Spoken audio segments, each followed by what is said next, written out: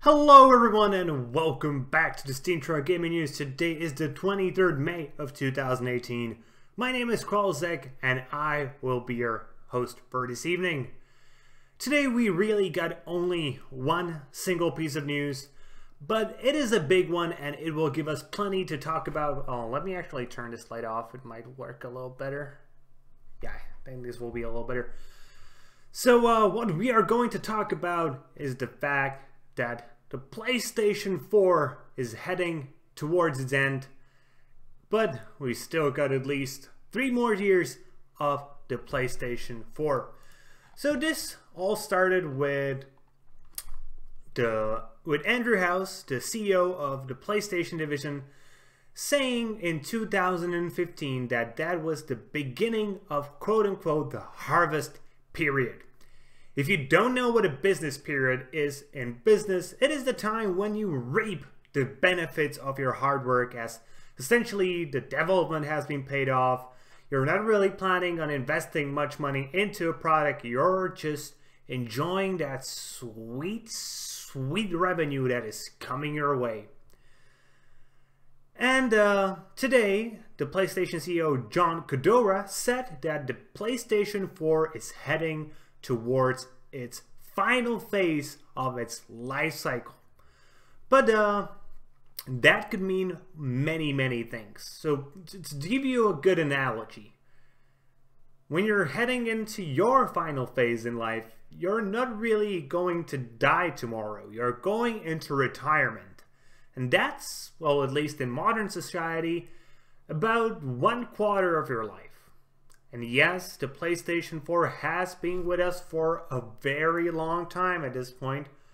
Let me actually find what was exactly the release day. So it released on the November 15, 2013. So that's 5 years ago. That means if we would extrapolate from that, let's make a nice round number from that, saying 6 years. So that would mean that we have at least another 2 years of the PlayStation 2. And that's a lot of time in the technology business. That's time where revolutions can happen that can completely change the face of the industry. And obviously, Sony doesn't really want to end the life cycle of the PlayStation 4, as it has made them a ton of money, as it's just been outselling the Xbox X by a ton. Like there was some people claiming that the PlayStation 4 sold twice as much compared to the Xbox, which is just ridiculous. And the cumulative cash flow of over 700 billion yen, which equals to about $6.3 billion just from 2013 to 2017, is an insane amount of money, and Sony is certainly very happy about it. Don't make a mistake on that. And for 2018, they're obviously predicting somewhat lower numbers. They're predicting that it will go down by about 10% from what I saw. But this is obviously just because, well, who will buy a new PlayStation these days apart from the very few people whose PlayStation have broken down and they need a new one? But usually people, when shopping for a new console, they will usually go for a Switch, I think, these days. Or a PC, even though I know that's not a console, but they will go for a PC these days, even though the graphics card prices are absurd, and they were actually higher. But the PlayStation 4 is still very profitable, not at the very least because of the PlayStation Plus subscription and the buying of games made directly by Sony or funded by Sony, which obviously gives them a ton of profit. So based on a little bit of insider report, which was reported by the Wall Street Journal, Codera said, "We will use the next 3 years to prepare the next step to crouch down so we can jump higher in the future." And this pretty obviously suggests one thing. that it will take at least another 3 years before we get to see the PlayStation 5. And to be honest, I'm really, really pissed about that. 3 years? Additional 3 years? That means that the PlayStation 4 will be with us for 9 years. And you need to remember one thing. When it comes to the technical part of games, you know, how well they have to be optimized, what technologies they can use, at least when it comes to AAAs, that is largely impacted by the consoles. And I do know that today's games look amazing. But let's be blunt about one fact. If consoles didn't exist, they would look much more amazing. And the technologies in them, not only on the graphic side of things, but also, let's say, on the AI side of things, could have been so much more further along the way. Because compared to a semi-decent PC, consoles just don't have the computational power comparable to PCs. And not to even talk about like a really high-end PC. I know those cost, well, many bucks compared to a PlayStation or an Xbox or a Switch. But they allow new technologies to flourish. They allow the developers to try out things that would just not be achievable on consoles. And because developers have to develop their games around consoles, it is so limiting to them. So much that it's not even pretty. I'm telling you, if we could just focus our resources on high-end PC gaming in mind, the games would look totally different. Like ridiculously more different.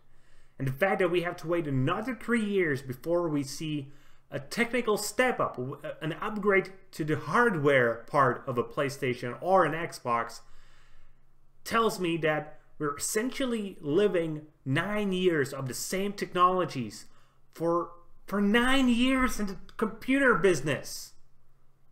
That's absurd. That's completely bonkers. The rate of technological progress in computer technologies is unparalleled to any other industry. And we get so much more performance with each and single coming year, but we can't use it because of consoles. We will have to wait another 3 years just to get an ability to upgrade, or the developers have to wait another 3 years. That's just dumb. I was expecting to see it at 2 years at most. 3 years, man, I'm really angry about this. And I'm not a developer, but I am a reviewer, and I do see the limitations. Can you imagine, like, if we could use specialized chips with neural networks that would compute AIs in our games? Can you imagine how well the AI would behave? But no, we can't do that because, well, the consoles are a limiting factor. And maybe the next generation of consoles will introduce such a chip in their hardware. And, well, maybe then we will actually start to see the same thing in PCs. We don't see a specialized AI card right now in PCs, well, because we can't use them, because consoles can't use them. And there's so many more instances of technologies not being able to be used just because of consoles being a limiting factor. But luckily, we at least now know that it is 3 years. And developers and even hardware makers can start to plan around this fact. They can start to imagine what the next kind of games will be like, what the possibilities will be with new high-end hardware. Because at the moment, they just can't. And hopefully the next PlayStation and the next Xbox and the next Nintendo console will all be great consoles. But at the same time, I do very much hope that they will include great hardware so we can move on the technological side of things as well. And with that being said, that's going to be it for today, guys. I hope you enjoyed today's video. If you did, please consider giving us a thumbs up here on YouTube and subscribing to the channel. If you're watching on Steam, maybe you want to give us an upvote and follow the blog. Either way, be sure to leave a comment and be sure to tune in tomorrow for more gaming news, as we are a source of daily gaming news every single day. See you guys later with more gaming content.